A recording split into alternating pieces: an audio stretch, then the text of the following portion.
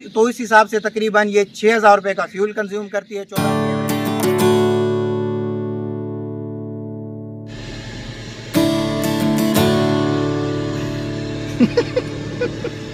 भाई ट्रक चला रहा है।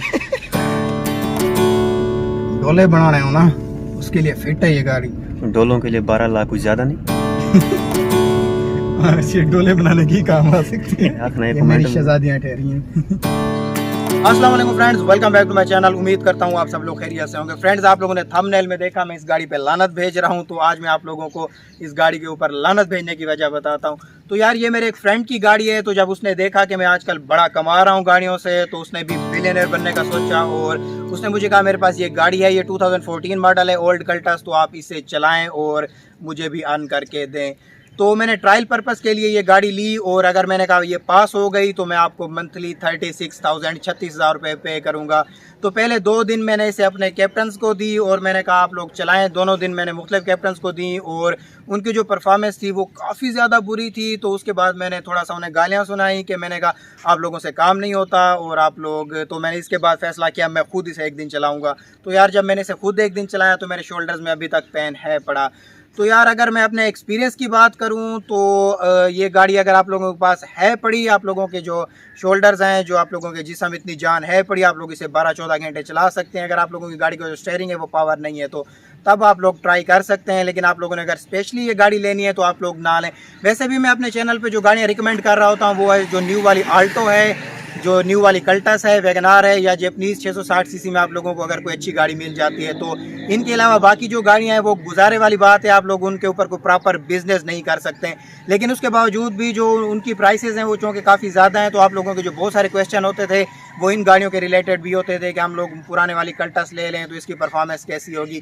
तो इसीलिए मैं थोड़ा सा इंटरेस्टेड था। मैंने ये अपने फ्रेंड के साथ ये एग्रीमेंट कर लिया कि मैं आपको 36,000 पे करूँगा अगर मैंने इस गाड़ी को अप्रूव कर दिया तो यार, अगर मैं अपने एक्सपीरियंस की बात करूं तो मैं आप लोगों को बिल्कुल भी रिकमेंड नहीं करूंगा। मैं अगेन वही बात करूंगा, अगर आप लोगों के पास गाड़ी है पड़ी तब आप लोग ट्राई कर सकते हैं।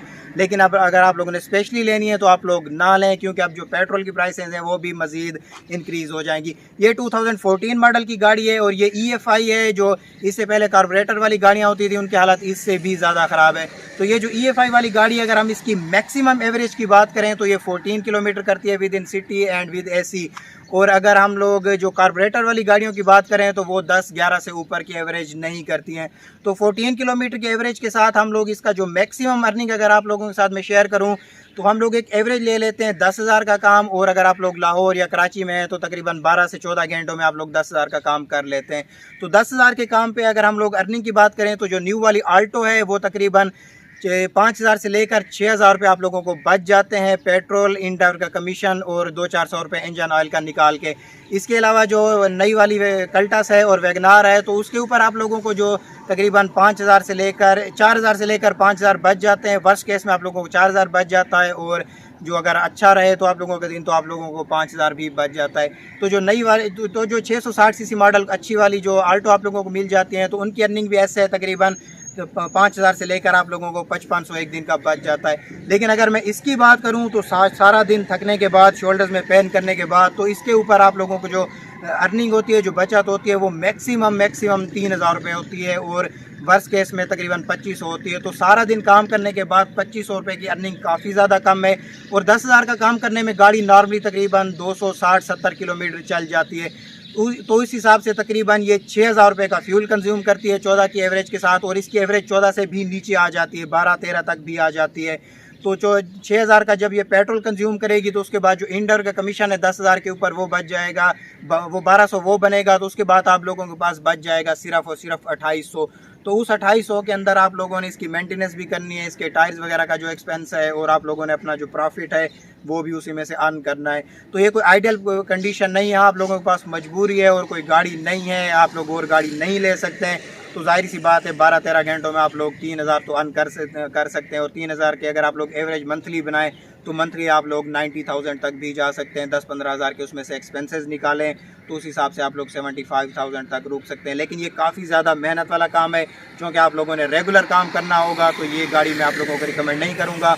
और आगे जो हालात हैं वो कुछ ज़्यादा फेवरेबल नहीं होते जा रहे हैं, वो मज़ीद डाउन होते जा रहे हैं, क्योंकि अब जो पेट्रोल की प्राइसेस हैं वो मज़ीद बढ़ रही हैं, बल्कि बढ़ चुकी हैं। तकरीबन 230 के ऊपर पेट्रोल ऑलरेडी जा चुका है। तो ये जो मैंने अर्निंग बनाई है ये तकरीबन 306 के ऊपर बनाई है। और हम ये कह सकते हैं कि फेयर बढ़ेंगे, तो यार फेयर का बढ़ना थोड़ा सा मार्केट के ऊपर भी होता है, क्योंकि फेयर एक हद से ज़्यादा ऊपर नहीं जा सकते हैं। कि डिमांड एंड सप्लाई वाली बात होती है। फेयर अगर थोड़ा सा ज़्यादा ऊपर जाते हैं तो उस हिसाब से कस्टमर भी कम हो जाता है। तो और वैसे भी जो इन ड्राइवर है इसके ऊपर जो फेयर बढ़ने वाला जो एक सिस्टम है वो थोड़ा सा ड्यूबियस इस तरह है, क्योंकि यहाँ पे डिमांड एंड सप्लाई वाला चक्कर होता है। तो अगर आप डिमांड ज़्यादा होगी तो उस टाइम फेयर काफ़ी ज़्यादा भी मिल सकता है आप लोगों को, लेकिन डिमांड कम होगी तो उसमें आप लोगों को जो फेयर है वो काफ़ी कम भी मिल सकता है। ऑन एवरेज हम लोग बात करें तो फेयर वहीं का वहीं ही रहता है जो इन ड्राइवर ने हमें दिया होता है। तो बस फ्रेंड, मैं आखिर में यही कहूँगा कि ये वाली कल्टस है और इसके अलावा जो पुराने मॉडल की कोरे है ये कोई बहुत ज़्यादा सूटेबल गाड़ियाँ नहीं हैं। अगर आप लोगों ने यही चलानी है तो इनकी जो अर्निंग है वो यही है। तो जो अगर बाकी आप लोगों ने खुद चलानी है ये सिर्फ वहीं सूटेबल रहेंगी। अगर आप 2 पर्सन हैं, एक ड्राइवर है, एक गाड़ी का ओनर है, तो उन लोगों के लिए कोई लॉन्ग टर्म के लिए कोई अच्छा बिजनेस या एक सूटेबल ऑप्शन नहीं है। हम ये कह सकते हैं हम लोग अगर येंगो पे ट्राई करें तो यार येंगो चूँकि नई आई है तो स्टार्ट में तो उन्होंने काफ़ी सारे बोनस ऑफर किए थे। अब जो येंगो की सिचुएशन है वो भी काफ़ी ज़्यादा ख़राब होती जा रही है। ऑन एवरेज जो अर्निंग है वो इन ड्राइवर और येंगो की वो तकरीबन बराबर हो चुकी है। बावजूद इसके कि जो येंगो है वो काफ़ी सारे बोनस भी ऑफर कर रहा है। इसके बाद अगर येंगो ने बोनस मजीद कम किए तो येंगो जो है वो इन ड्राइवर से भी नीचे चली जाएगी। और वैसे भी आजकल येंगो पे जो कस्टमर है वो कम है। आप लोग जितना भी जोर लगा लें आप लोग तकरीबन 10 से लेकर 14 राइड्स उठा सकते हैं 10 से लेकर 12 घंटों में। तो अगर आप लोगों ने इनका जो टारगेट है वो 20 राइड्स के ऊपर है, अगर आप लोगों ने 20 राइड्स करनी है तो उसके लिए आप लोगों को कम से कम 18 से 20 घंटे ऑनलाइन रहना पड़ेगा, जो कि एक आम पर्सन नहीं रह सकता। जी तो फ्रेंड्स, ये थी मेरी आज की वीडियो। अगर पसंद आए तो लाइक करें, कमेंट करें और दोस्तों के साथ भी शेयर करें। हमारे चैनल को लाजमी सब्सक्राइब करें। अपना बहुत सारा ख्याल रखिएगा। अल्लाह हाफिज़।